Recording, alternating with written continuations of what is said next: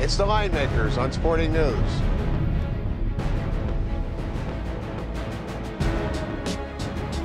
Thursday night NBA playoffs, Western Conference semifinals, Game 6. Spurs take a 3-2 lead into Oakland. Welcome to the Linemakers on Sporting News. I'm Micah Roberts with Rick Herron. Rick, we came into this series all excited about the Warriors and the way they were shooting. The energetic young Warriors was so full of vibrance, knocking off teams, not caring who they were, whether it's the Nuggets, whether it's the Spurs. But we're kind of seeing the light at the end of the tunnel here, where it almost looks as if the Spurs have a little more juice in their step than the Warriors at this juncture. Veteran basketball team that's been through these wars before. The Warriors haven't been there. Warriors haven't shot it well 3 games in a row, although they did get the 1 win in overtime in Game 4. But the Spurs came out on fire in Game 5. They shot 76.4% in the first quarter. They made 13 out of 17 shots from the floor. Yet they were only up 9 at the end of the quarter. They were up 54-51 at the half, so you thought the Warriors had a big shot in the game, and nothing from Stephen Curry and Klay Thompson. 13 combined on 6 out of 22 shooting. Curry was 1 for 7. Lowest of the year combined. I mean, that's Curry 1 for 7 from 3-point range, and you know there's something wrong with the ankle. He was on the bench most of the fourth quarter, even when they were only down 8 or 10 before the Spurs ran it out on him. I know Mark Jackson said he was saving him for Game 6. He didn't want to get him hurt, and they're going back home, try to get that one, force a Game 7. I'd love to see that. We're looking at Spurs 1 open night, 196 down to 95.5 now.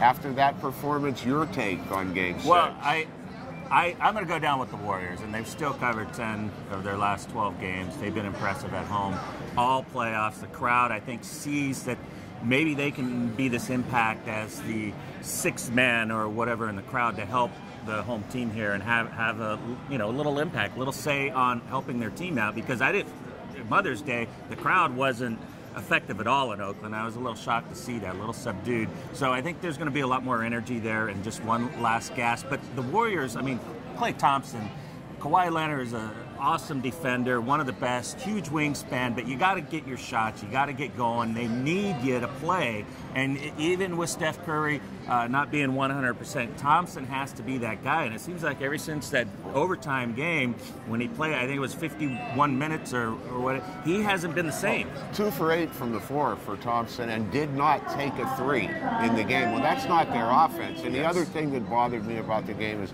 Mark Jackson went to the small lineup, putting Richard Jefferson and making Harrison Barnes the biggest guy on the floor. And he's using Jefferson, Jack, Curry, and Thompson. And that lineup was kind of effective at the end of the second quarter for a little bit when they got it back to 3 at the half. But we hadn't seen that in the entire playoffs. And Biedrins is playing now, and he hasn't played the entire playoffs. I'm not sure what to make out of the Warriors, Micah.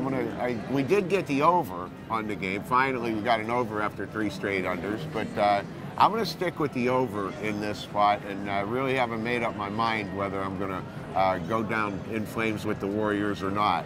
But I probably will. No, and it's just one of those things that we've seen a lot of weaknesses, and the Spurs actually have shown their strengths the last few games and showed that they can 5 be a guys good in defensive double figures, and Duncan and Parker and both they're just double consistent, doubles, and they don't do a lot of spectacular things. But when they start making their shots and hitting 47% from their threes like they did in the last game, you're not going to beat them. And it doesn't matter how good you play. 51.9% from the floor, and that's been, defense has been the key to the series. The team that shoots well wins a game, and the Warriors haven't been shooting it well since the first couple of games. So. All right, if we were to look at the series price now, we're looking at the Spurs a 750 favorite, plus 550 with the Warriors. Any chance there you could see anything coming out of the Warriors, or is it just better to just play him in this game? I already have plus 650, so I'm not going to take 550 or lay more than the 650. But you're not comfortable doubling up on it at this juncture? No, I'm not. I hope the Warriors win Game 6 and we get to a Game 7. Anything can happen when you get to a Game 7, even though we know how tough